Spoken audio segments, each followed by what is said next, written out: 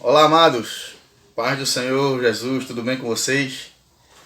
Que a paz que excede a todo entendimento esteja na tua vida, no teu coração, no teu lar. Iniciando mais um vídeo, para o nosso canal.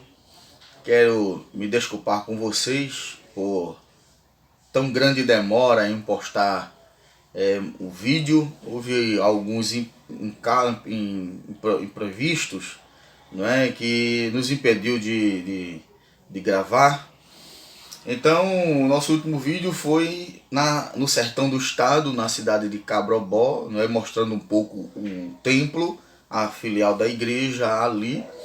Os irmãos orem pela igreja, Assembleia de Deus do Ministério Ebenezer, que Deus tem feito crescer fortemente para a glória do seu nome. Então, meus irmãos, ultimamente a gente vem fazendo vídeos de escatologia bíblica, e uma vez por outra a gente entra em assuntos que não são de escatologia bíblica, mas de cunho teológico. Tem cultura, tem teologia. Isto é bom para o nosso conhecimento. Então eu quero pedir a vocês que ainda não é inscrito no nosso canal, se inscreva no nosso canal. Eu acredito que você não irá perder, você só irá ganhar, você só irá ser beneficiado. Com o que, irmão Luciano? Com a teologia, com o conhecimento, assuntos que lhe traz um pouco de confusão, um pouco uma falta de entendimento. Aqui nós iremos esclarecer. Eu peço a vocês, se você tem algum assunto que quer que nós esclareçamos, comente aí no vídeo, irmão Luciano, fale sobre tal assunto, me esclareça tal assunto, e nós aqui esclareceremos, traremos um assunto aula para você, para que você venha conhecer o assunto que realmente você quer, o entendimento. Se há contexto histórico, nós traremos contexto histórico. Se há fundo teológico, nós traremos fundo teológico. Se há tradição, nós traremos tradição. Para quê? Para que você tenha um pleno conhecimento do assunto. Se for possível fazer 2 vídeos, nós faremos 2 vídeos, falando do assunto, para que você tenha um claro compreendimento do texto bíblico na sua íntegra. Ok, pessoal? Então se inscreva, deixe o seu gostei, porque assim o YouTube entende que você tem gostado dos conteúdos aqui postados. Também ative o sininho, não é verdade? Para que você possa receber todas as notificações aqui do nosso canal, ok? Pois bem, pessoal, hoje nós vamos falar um pouco sobre a Epístola Paulina aos irmãos na Galácia, a Epístola aos Gálatas. É um assunto que fala muito sobre a lei, sobre a promessa. E eu quero falar aqui para os irmãos a epístola. Eu quero passar esse tempo aqui a gente discutindo um pouco sobre a Epístola aos Gálatas. Eu tinha em mente em falar, meus irmãos, sobre as 70 semanas de Daniel, que é um assunto escatológico muito bom, muito profundo.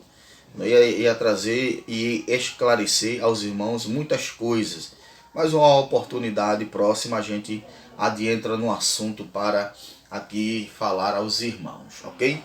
Eu quero compartilhar com vocês um texto na palavra de Deus que está em Gálatas capítulo de número 3, versículo 15 a 18. Gálatas capítulo 3, versículo 15 a 18, que diz assim a palavra do Senhor. Irmãos, como homem falo, se o testamento de um homem for confirmado, ninguém o anula nem lhe acrescenta alguma coisa. Ora, as promessas foram feitas a Abraão e a sua posteridade. Não diz e às posteridades, como falando de muitas, mas como de uma só. E a tua posteridade é Cristo. Mas digo isto, que, tendo sido o testamento anteriormente confirmado por Deus, a lei que veio 430 anos depois não o invalida de forma a abolir a promessa. Porque se a herança provém da lei, já não provém da promessa, mas Deus, pela promessa, a deu gratuitamente a Abraão. Amém? Pois bem, ok, amados. Queridos, nós queremos, trazer uma palavra, um assunto, deste assunto, uma mensagem aula para vocês terem um compreendimento, do que o apóstolo Paulo ele escreveu na epístola aos irmãos que estavam na Galácia. E nós vemos, irmãos, que ao longo de toda a epístola, que Paulo escreve aos irmãos, em Gálatas, Paulo ele associa, ele sempre vem associando palavras, na sua epístola, como graça, como fé, como revelação e liberdade, com o Evangelho de Cristo. Como também em toda a sua epístola aos Gaulenses, o apóstolo Paulo ele também associa e descreve, a lei com palavras como obras, escravidão e maldição. Então, nos capítulos que nós lemos, capítulo 3, no caso, os versículos 15 a 18, Paulo ele continua, amados, a contrastar o evangelho com o observar a lei, enfatizando, que ele enfatiza que o evangelho, que é a promessa, de Deus, é muito superior à lei.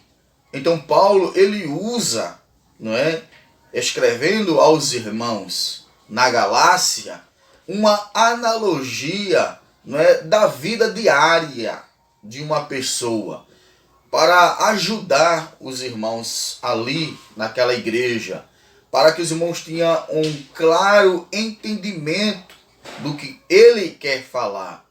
Então, Paulo, ele a princípio, no versículo 15, que diz assim: irmãos, como homem falo, se o testamento de um homem for confirmado, ninguém o anula, nem lhe acrescenta coisa alguma.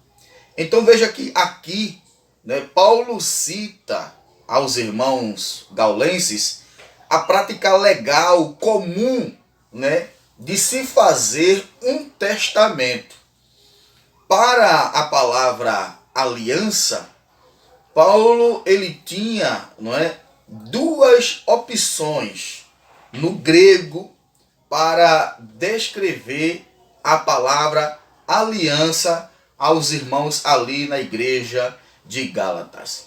Paulo tinha a palavra grega sinteque, e Paulo ele também podia usar a palavra diateque. Então, o que significa, irmão Luciano, estas duas palavras? Qual das duas Paulo ele usou para expressar, a promessa acima da lei? O que é que Paulo quis dizer com relação ao testamento? Que nós sabemos que testamento é aliança, o significado da sua tradução. Então, a palavra sinteque, não é verdade? Significa literalmente colocar juntamente. E também ela descreve um acordo legal entre as duas partes iguais.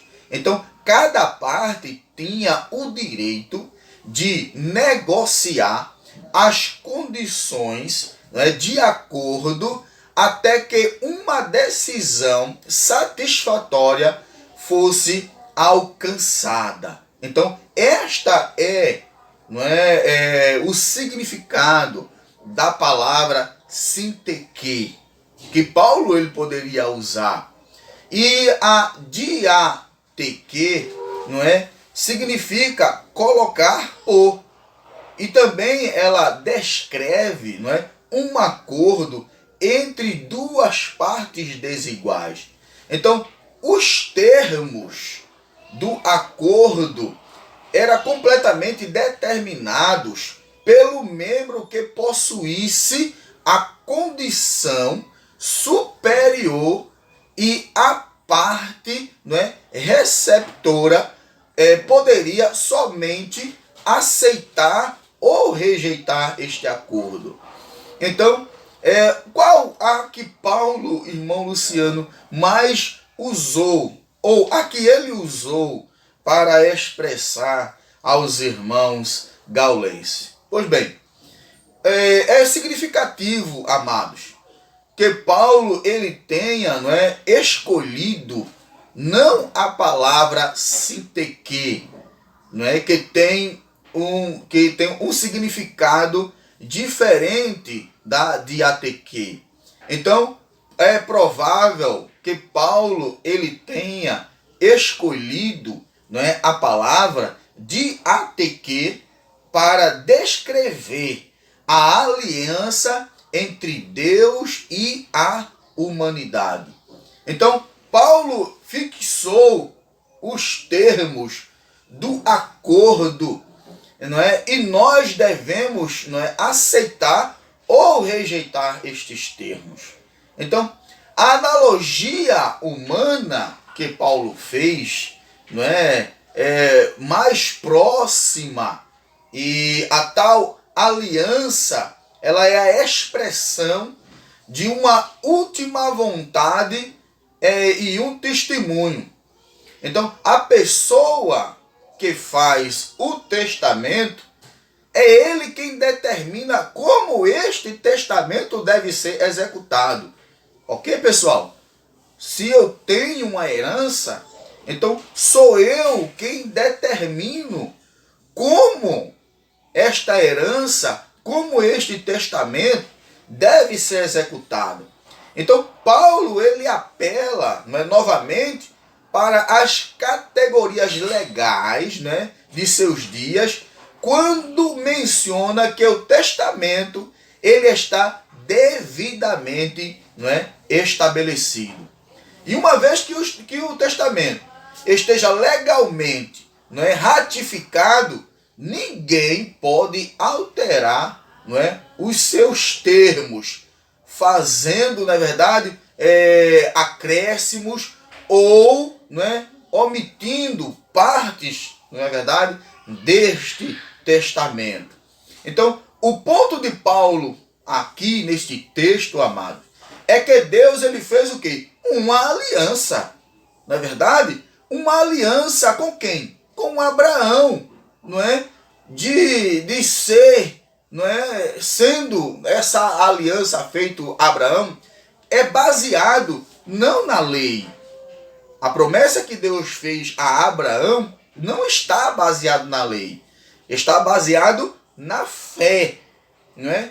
E é subsequente, amados, a adição da lei não pode, no caso, a subsequente adição da lei, ela não pode, não é verdade, invalidar os termos desta aliança. De forma nenhuma. O acordo original foi a base, não é, da promessa, e nenhuma porção da lei que seja guardada por alguém será capaz de mudar, não é, esta aliança que Deus ele fez, não é verdade?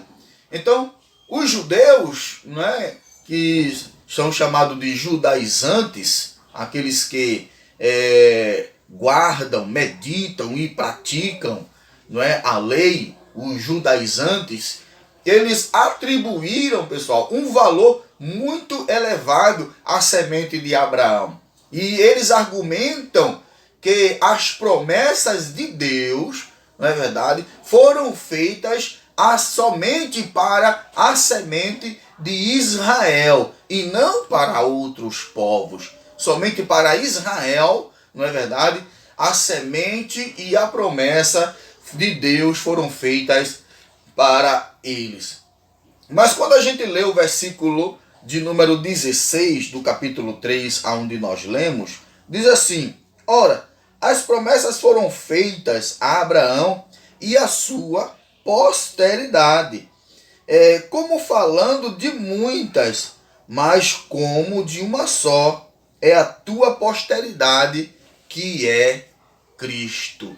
Então, Paulo, ele observa que naquilo que diz respeito a herdar a promessa, a palavra semente, ela está no singular e não no plural. Você pode ver isso, eu vou deixar a referência aqui para vocês, não é? Gênesis capítulo 12, versículo 7 e também o capítulo 13, versículo 15. Vocês vão ver que a palavra semente, ela não está no plural, ela está no singular. Então, o apóstolo Paulo, ele considera que este fato, né, para dizer que as promessas de Deus devem ser herdadas por uma pessoa ou uma semente no singular e não por muitas pessoas. Então, Paulo, ele conclui nesse seu versículo 16 que esta única semente é quem? É Cristo, que ele fala no final.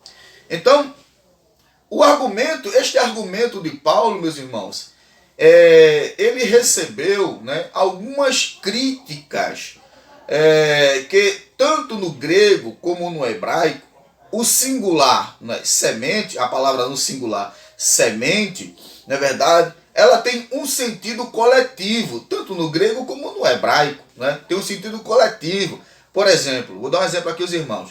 Quando nós falamos, não é, semente de pássaro, não é? A gente está falando de uma grande quantidade, a gente não está falando de uma só semente.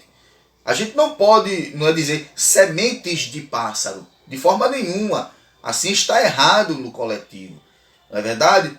Então, a gente tem que dizer semente, né, de pássaro e não semente de pássaros. Então, Deus, ele fez uma distinção entre a semente de Abraão, que está em Isaque, e a semente de Abraão, que está em Ismael. Você pode ver isso, Gênesis 12, 7 e 13 e 15 do livro de Gênesis. Em outras palavras, eu quero dizer aqui, né, que o princípio, né, de selecionar uma semente para receber a promessa em meio às muitas sementes possíveis, já estava estabelecido em uma primeira fase da história, que é Israel, não é verdade?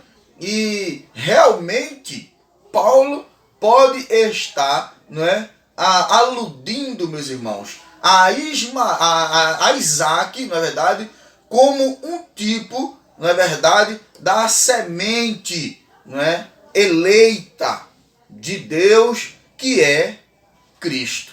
Ok, pessoal? Pois bem, a gente vai ficar por aqui, meus irmãos. A gente depois fala mais sobre o assunto. Eu quero deixar vocês com um gosto de querer mais.